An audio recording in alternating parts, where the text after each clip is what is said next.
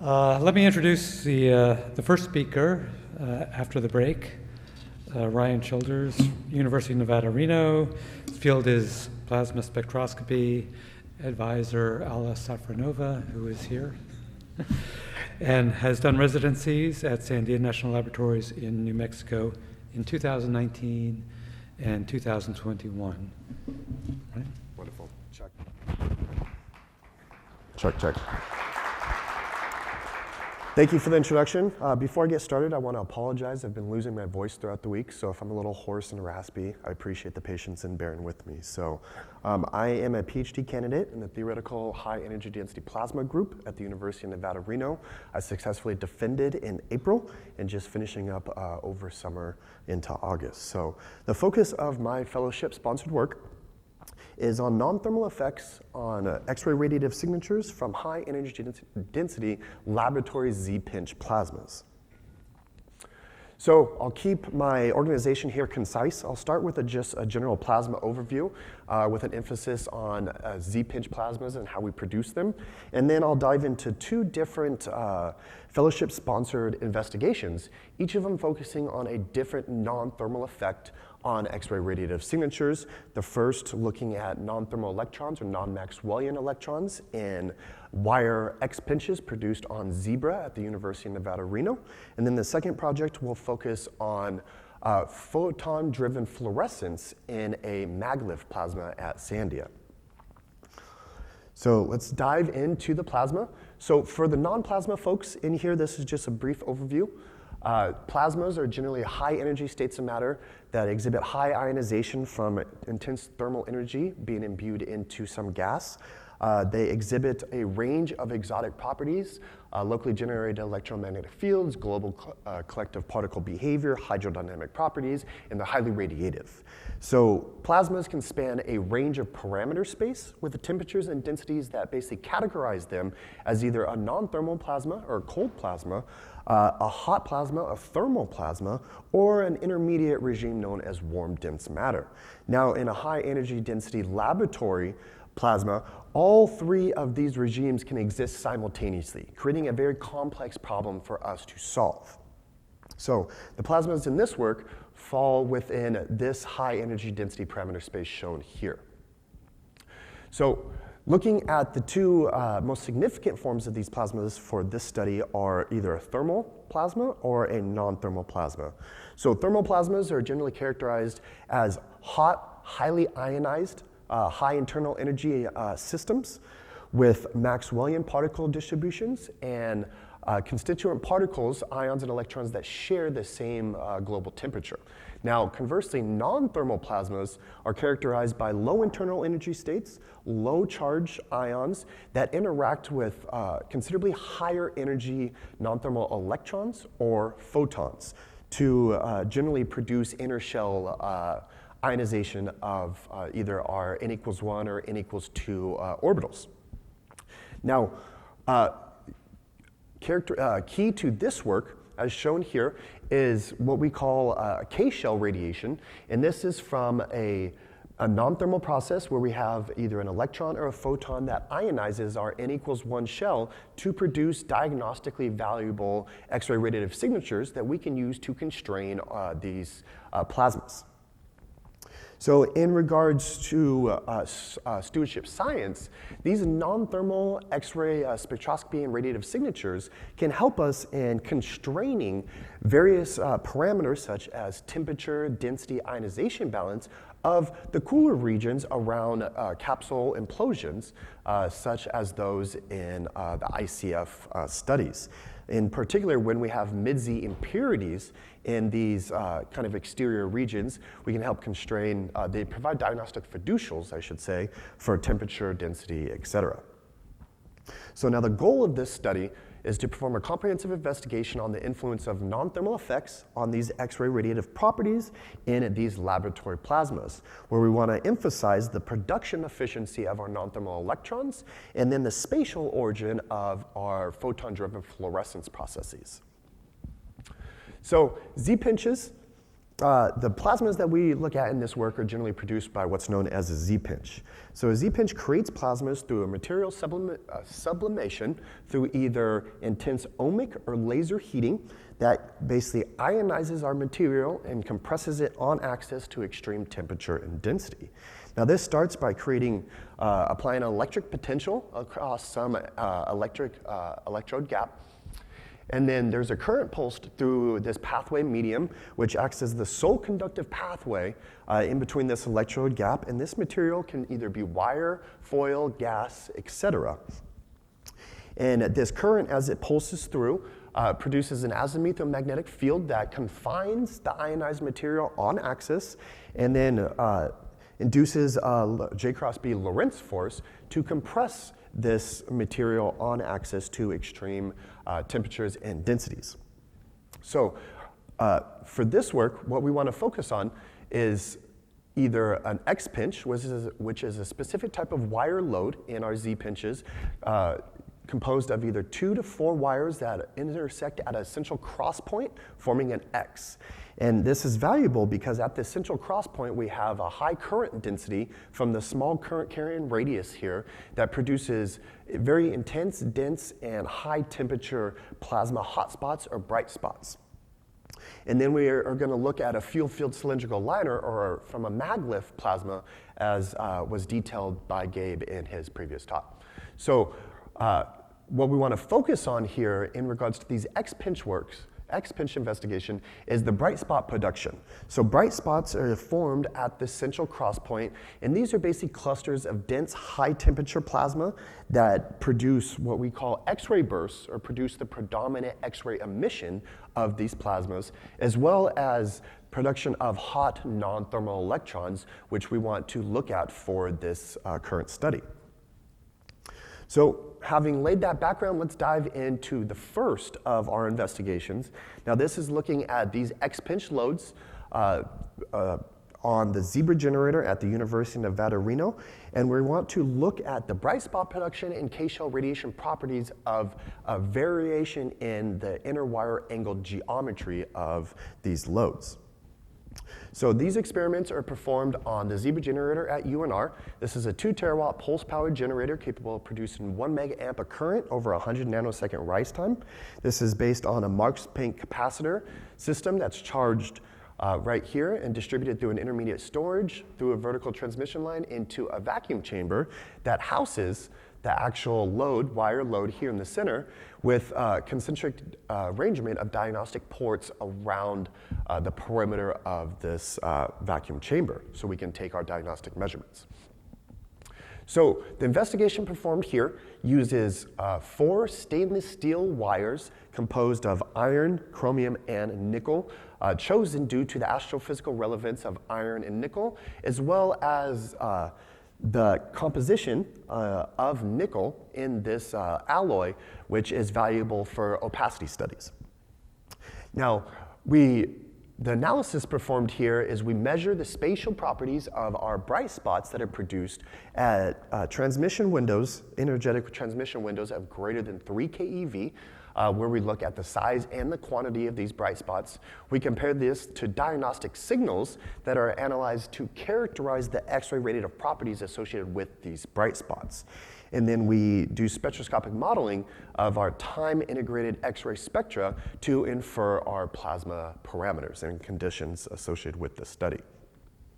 Now, the particular goal that we want to focus on in this investigation itself is how to efficiently generate both thermal and non-thermal X-ray radiative signatures in a single Xpinch plasma, with an emphasis on the non-thermal electron production.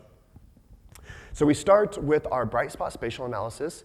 We have our larger angle case of 62.5 degrees and our smaller angle of 31 degrees, where we have shadowgraphic images here, shadowgrams, basically pre-implosion, pre-stagnation, and then we have one of the timing frames of our, X-ray time-gated pinhole images. Now we perform spatial measurements on our bright spots that we see here along the axial and radial directions and approximate square areal sizes of these bright spots. And in doing this, we see a distinct difference or distinct properties for each of these geometries in the actual bright spot production. For our large angle case, we have single larger bright spots produced at the central cross point that average about one square millimeter. And then for the smaller angle, we have multiple smaller bright spots that extend our pinch axis, averaging less than about a half square millimeter. So now we perform a full-width half-max analysis on our time-resolved X-ray diode signals so we can look at the correspondence between the X-ray radiative properties associated with these bright spot production. So we have PCD and silicon diode and XRD diodes that we look at, and we look at them corresponding with the timings of our X-ray time-gated pinhole images. And in doing this, we perform a full-width half-max analysis on the regions that we measured as the smallest, largest, and median source sizes from the bright spot spatial analysis. So we see distinct properties associated with our X-ray radiative properties in this analysis. So we have dynamic, soft X-rays at greater than 3 keV for our large angle case. We have radiation yields that peak at about 14.5 kilojoules, and we have source size of our bright spots that vary proportionally with our current. Now for the smaller angle case, we have notable hard X-rays at greater than 9 keV with radiation yields that are weakest at 15.5 kilojoules, so a kilojoule larger than our large angle case. And then we have source size that decreases with increasing current. So then we perform a non-LT spectroscopic modeling on our time-integrated X-ray spectra so we can infer our plasma parameters associated with these bright spots in these plasmas that we're producing. So in doing this, we basically model 3 different plasma regimes. We have a non-thermal cold plasma regime, which peaks at about 50 eV at an electron density of 10 to the 18 electrons per cubic centimeter. And then we have an intermediate plasma regime that peaks at about 1,000 or 1 keV with an electron density of 10 to the 19 electrons per cubic centimeter. Now, both of these models indicate a presence of non-thermal electrons that are driving these X-ray radiative features, and these are modeled at a fractional abundance of 0.5% for our smaller angle case, and then 0.1% for our large angle case. So we see by decreasing our inner wire angle, we are able to more efficiently produce these non-thermal electrons and these non-thermal radiative signatures that are valuable for this study. And then finally, we model a thermal hot plasma region, which peaks at about 2 keV at 10 to the 20 electrons per cubic centimeter. And when we look at the comparison between each of these inner wire angles, we see an enhanced thermal and satellite line intensity observed in the smaller angle case relative to the large angle case. Again, validating the idea that we're producing these non-thermal electrons more efficiently by decreasing the inner wire angle. So as a result of this study, by decreasing the inner wire angle of our Xpinches, we increase the X-ray radiation yield, increase the production of hot K-shell plasmas with intense non-thermal K-shell emission features. We enhance the generation of our satellite lines from highly charged ions, which are indicative of our non-thermal electron beams. And then we produce smaller radiating sources by reducing the bright spot size for greater than 3 keV energies. So now we want to move on to the second study. Now this study will focus on photon-driven processes that will produce basically a non-thermal fluorescence signatures in a maglev plasma.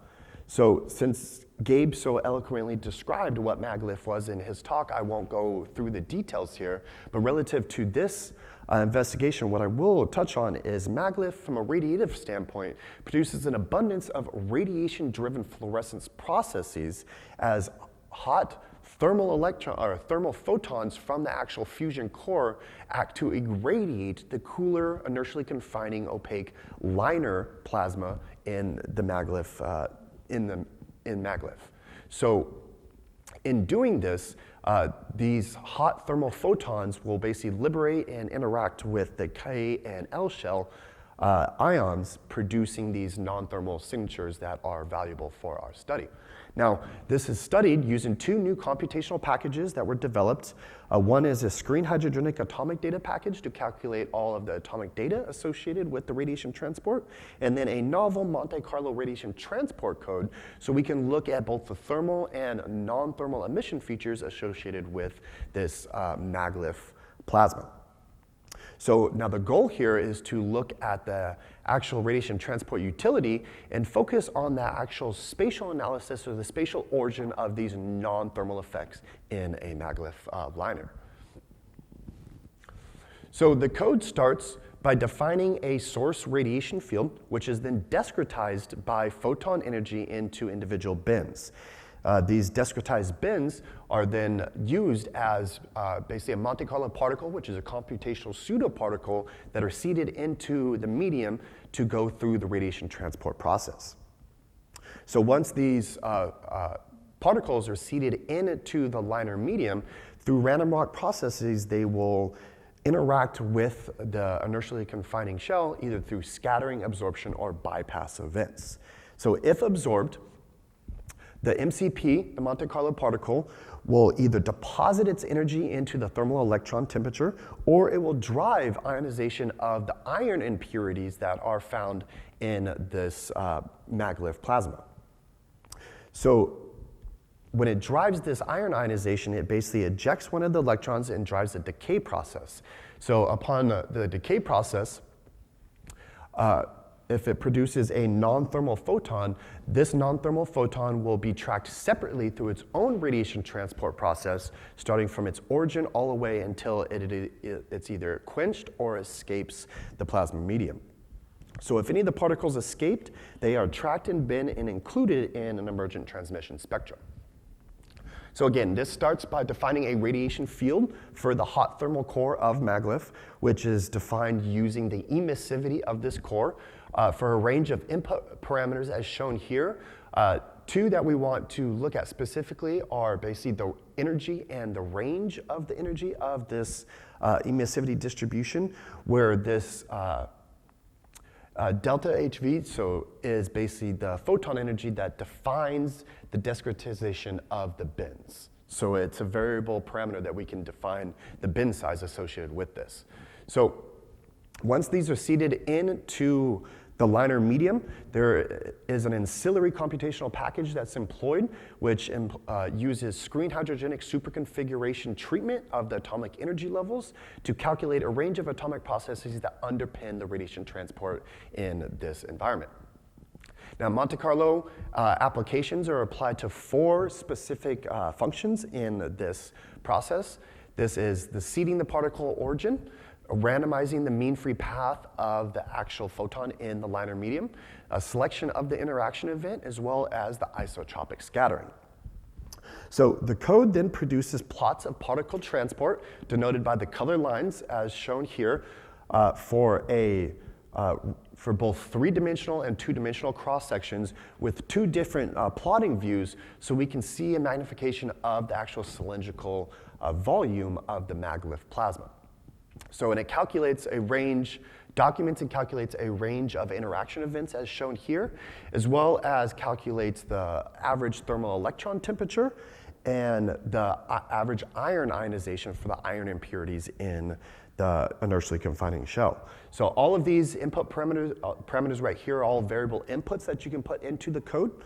And for this given set as shown here, this iteration basically produces an average thermal electron temperature that is consistent with experimentally diagnosed temperatures represented here. Oh, you can't see this, but from a paper that was published by Stephanie Hansen. So this is showing good agreement with experimentally diagnosed conditions that are found on maglev, thus validating this code at this standpoint.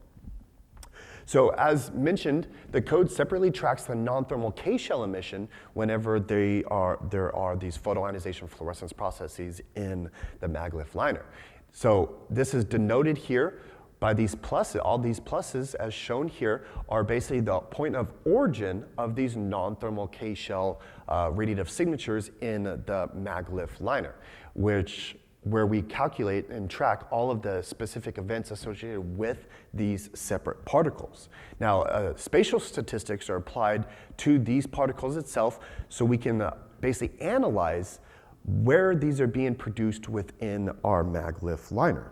So as shown here, these calculations suggest a region of production that average about 264 microns from the pinch axis with a broad spatial distribution of about 107 microns in the inertially confining shell.